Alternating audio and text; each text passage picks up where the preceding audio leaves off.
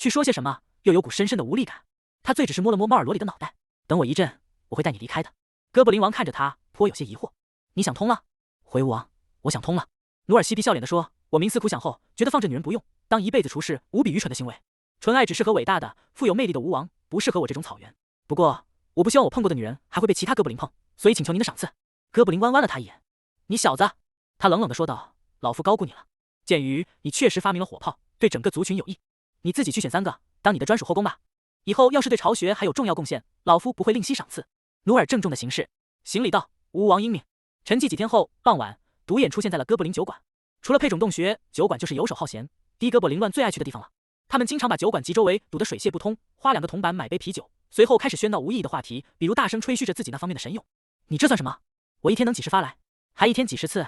你的蛋长得比脑袋大，所以比起隐蔽的不为哥布林知的洞穴，这种闹市反而是最适合进行一些上不了台面的活动的场所。由于过于吵闹，哥布林王的眼线很难监视所有家伙。正所谓小隐隐于野，大隐隐于市。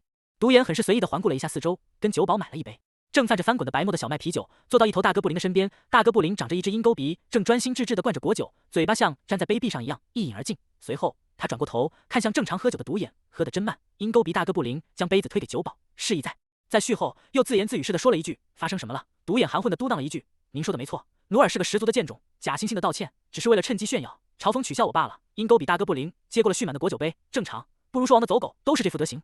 所以你觉得你能杀了努尔或他妈吗？自己藏在缠腰布里，花了几乎所有家当才购买的毒匕首。他之前以为只要足够有耐心，总有一天能等来机会。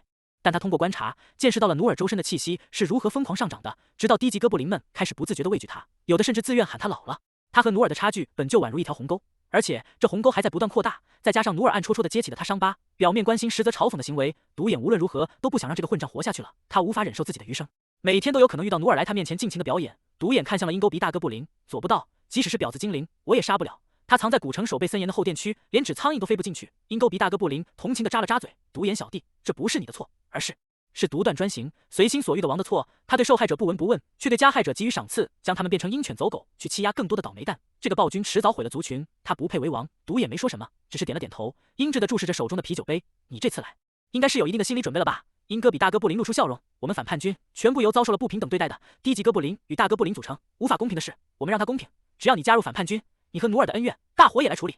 你一臂之力，等到推翻了暴君的统治，我们将瓜分所有角色的人，到时候权力地位、金银财宝应有尽有。王的位置就该让弟兄们轮流坐坐。独眼终于下定了决心，他低声说道：“我，独眼加入反叛军。”另一边，努尔与琥珀教居住的古城后殿区，当哥布林王早早回到自己的寝宫，去与他最爱的王妃专心交欢后，接下来就是琥珀对努尔的教育时间。如果说王教导的是魔族通用语，是各类战斗技艺，是如何高效地杀死敌人、消灭潜在的威胁，那琥珀教导的就是完全不同的东西。比如说精灵语，虽然努尔由于能听懂精灵语，他后来知道是哥布林王的天赋馈赠，能较为轻松地学会说，但琥珀教导努尔时，除了理解说话，还要求他能认字写字，这就难度骤增了。努尔写起精灵语那优美却繁杂的连体文字时，吐槽说这属于是阿拉伯人看了都觉得逆天的程度。虽然琥珀平常很好说话，但他在努尔的教育方面却有着寸步不让的底线与异乎寻常的耐心。努尔精灵语其实也是人族语、矮人语和兽人语，部分魔族也能说。说精灵语是主大陆最通用的官方语言，将来会很有用的。我明白这些道理，可我只是一只哥布林，我亲爱的妈妈。努尔看着石板上纠缠在一起却不失美感的精灵语词句，叹了口气道：“正常的哥布林是不用学这些的，那就做一只不正常的哥布林。”琥珀俏皮地微笑着：“合格的哥布林也不用学，那就做一只不合格的哥布林。”努尔抬起头，有些狐疑地看向自己的母亲：“当一只不合格的哥布林，这好吗？”琥珀歪了一下脑袋，带着淡雅香气的浅灰色发丝就顺势垂到了努尔的脖颈处。她漂亮的琥珀说：“泼色毛子认真地盯着努尔，浅笑道：为什么不好？妈妈也是一个不合格的精灵啊，生命啊，本就不必强求成为什么合格的，正常的不是大家都这样做，所以你也必须这样做。我亲爱的努尔，妈妈只是希望你学了精灵语后，能不被阴暗的山洞、被哥布林的习性所限制，而有机会去看看更广大的世界，去亲眼见证一下翡翠般的露林、黄金般的沙漠、蓝宝石般的海洋、黑曜石般的高峰、钻石般的冰川，以及由无数生灵建造的数个恢宏的国度。”琥珀揉了揉努尔的脑袋，柔声说道：“妈妈希望你能拥有更多的选择，去决定你未来的路呀。”努尔注意到琥珀用黄金宝石的颜色来描述色彩，他细心地考虑到他的孩子从未走出过这庞大的山洞，所以用努尔亲眼见过的哥布林王的珍藏珠宝的色彩来形容这一切。感觉琥珀说的不合格的精灵话里有话，他将疑惑压在心底，对母亲的谆谆教诲点了点头。他一直以来都在教导他美好的事物，告诉他要学会尊重生命，引导他对这个庞大多彩的世界心生向往。可惜，如果他不是一只该死地哥布林就好了。经过哥布林王的批准后，第二天一早，努尔挑选的3个孩子被送了过来，拖着运动车，赴汤蹈火。运动车，赴汤蹈火，赴汤蹈火，赴汤蹈火，赴汤蹈火，赴汤蹈火，赴汤蹈火，赴汤蹈火，赴汤蹈火，赴汤蹈火，赴汤蹈火，赴汤蹈火，赴汤蹈火，赴汤蹈火，赴汤蹈火，赴汤蹈火，赴汤蹈火。否则运输的哥布林骑士见到努尔后，直接表示不解：努尔兄弟，你这怎么跳的都这么小？你确定没选错？努尔嘿嘿一笑：我只喜欢小的。骑士一连啧几声：我要是你，大中小都得各来一样，光玩一种有什么意思？他打开运奴车的木栅栏门，牵起拴在3个孩子脖子上的绳子，将他们拖了出来。你再确认一下。哎呦，这个都只剩皮包骨了，快死了吧？你确定不换？辛苦你了，兄弟，我来。罗尔嘴上很客气，眼里却闪过一丝不易察觉的厌恶。他接过奄奄一息的孩子，小心翼翼地将他们分别抱了出来。这看得骑士一阵嫌弃，一副死相。别说送我了，吃起来都没多少肉，也就那个黑发小说人，我会把他们养得白白胖胖的。努尔干脆利落地打断了骑士：兄弟，这里没你的事了。骑士耸了耸肩，身上的铁甲随即发出一阵叮叮的碰撞声。他离开时，努尔还听到了他的小声嘀咕：什么养成玩法？3个孩子分别是一个矮人女童、一个人类女童与那个黑发猫耳萝莉。在被抱起来的时候，猫耳萝莉还在哭泣，还睁开双眼，红宝石的眸子饶有兴趣地打量着努尔，而另外2个毫无反应，就像2具只会呼吸的死尸。只能说，先从孩子开始救起吧，能救一个是一个。他微不可见地叹了口气，看着猫耳萝莉一直注视着自己。努尔下意识地对他微笑了一下，萝莉眨了眨眼，旋即绽放出了天真的笑容，软弱地叫了一声喵，真是个什么都不懂的傻孩子。努尔将他小心抱到毯子上，随后大喊：妈，我需要帮忙。这些混蛋是怎么忍心给这么小的孩子下药的？这是努尔出生以来第一次见到琥珀发如此大笑。他眉头紧蹙，抿紧嘴唇，整个人控制不住的微微颤抖，却不失温柔的往孩子身上抹着草药。当擦到下体时，他琥珀色的瞳孔里已经快炸出火光了。畜生，沙子，傻欠刀的哥布林，就该全剪了。精灵骂人好威亚呀！努尔一边感慨，一边帮忙递着药膏，然后就看到琥珀回头向自己愧疚的道歉：妈妈没有骂努尔哦，努尔是好孩子，我不在意的。努尔无所谓地摊了下手。对了，妈妈，那个部位光靠草药是不够的，因为很娇嫩，里面的创伤也很麻烦，可以让我用圣光治愈术吗？琥珀有些惊喜：我的孩子原来这么厉害的吗？你对你那堪称开挂般的儿子是真没有一点自觉啊！我这憨憨的母亲，努尔有些无奈的摇头，将手伸到孩子的小腹上方，低声念诵着：伟大的光神啊，你是原初之人，是万神之长，是存在的意义，是指引万物的道标。我于此向您祈求，恳求您那万千星辰中的一点，请赐予您的虔诚信徒一抹复苏的余晖。努尔的手上绽放出了纯白的圣光，像母亲抱住婴儿，将孩子的身体温柔地裹了起来。虽然内容说是虔诚信徒，然而这治愈法术却和忠诚度不同。信仰无关，全看你有没有光属性的天赋。只要有天赋，就算是哥布林都能使用。努尔讽刺地想着。将3个孩子都治好后，琥珀为了他们牛奶，东拼西凑了3张小床铺，哄着他们平稳地睡去。你们已经安全了，只要有我和努尔在，以后就不会有事了。他呢喃着，温柔地抚摸着孩子们的脑袋，随后他看向了努尔：努尔，圣光没有伤害你吧？努尔摆了摆手，只有笨蛋才会让自己的魔法伤到自己。琥珀小声地扑哧笑了出来，他很是感慨地说：一转眼，当初那个还在妈妈怀里吃奶的宝宝，现在已经比妈妈厉害太多了。与努尔不同，琥珀只是一个没什么天赋的普通精灵。努尔优雅地行了个礼：妈妈在我心里一直是最厉害、最伟大的。好了，不要耍贫嘴了，嘿嘿。琥珀嘴上这么说着，又情不自禁了，不自禁地憨笑了起来。然后他突然想起了什么似的，说道：其实妈妈也会一个魔法，虽然只是一个，虽然没什么用。努尔，你有没有兴趣？努尔看到精灵少女略微有些躲闪的眼神，发自内心的笑道：我非常想学，妈妈。2人走到房间的另一头，避免打扰到熟睡的孩子们。琥珀少见地有些扭捏地走到努尔前面，他明明是教导者，却像一个在行业大家面前表演自己的新出茅庐的小女孩。他清了清喉咙，有些紧张地说道：看好了。努尔耐心地注视着适当的机遇，这母亲鼓励的微笑。琥珀身体微倾，向前伸着双手，食指交叉握紧，他全神贯注地注视着自己的手，轻声吟唱道：风带来花神的孩子，森林的恩赐使之发芽。故事于此开始。努尔看着琥珀的小手，有些恍惚，不知不觉，这双牵着他走出狭窄的石洞，第一次迈步在王座之前的大手，现在已经比他的手要小了。他又想起了那个觐见哥布林王的上午，然后努尔就注意到有什么从琥珀握紧的双手中长了出来，是一束湛蓝色的勿忘我，成功了。琥珀松了口气，欣喜地欢呼了一声，随后他看向努尔，念着这段咒语，在脑海里想着你最想变的花的名字和形状，就能把花变出来了。妈妈最喜欢的是勿忘我，所以就把它变了出来。好看吧？他又想起了什么，赶紧补充道：这种花在外面，在蓝天下就可以见到，而且不会消失。以后有机会，妈妈带你去看看。努尔接过勿忘我，一下便认出来这是一朵假的不行的花，只有颜色和触感，闻起来没有香味，而且细节很模糊。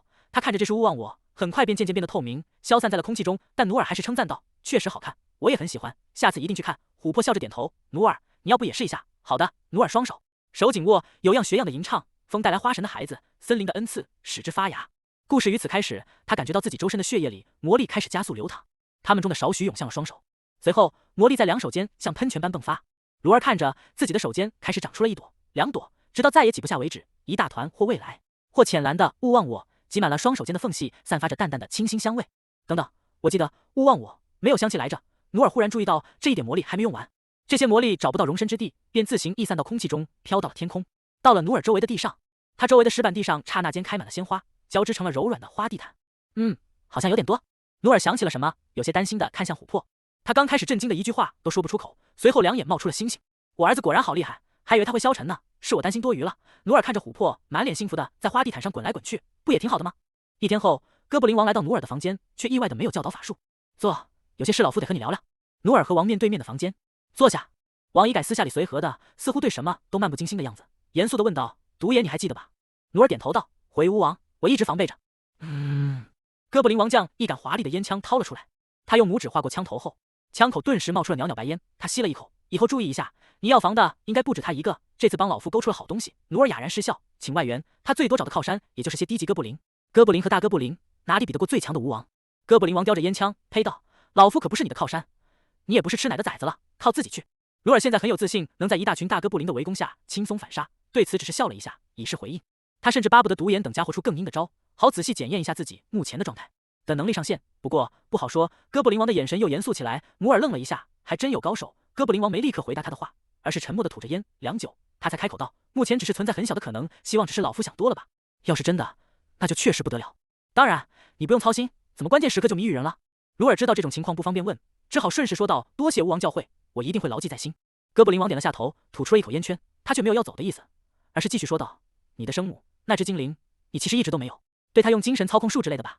努尔心里咯噔了一下，他很快想到说辞，恭敬地说道：“吴王也看到了，家母本身不需要控制的，他很爱我，我也很爱他。”哥布林王又吐出了一口烟圈，老夫知道，老夫和爱妃也是能如此信任的关系，所以老夫能理解那种对哥布林来说的感觉，很稀罕的感情体验，能理解你为何不进行操控。这怎么说的我和琥珀的关系很不对劲似的。努尔有些无语的听着王继续说着，但是老夫毕竟没有深入了解过你的生母，你目前也没有老夫的实力，保险起见，老夫决定送你离开，你一样是我。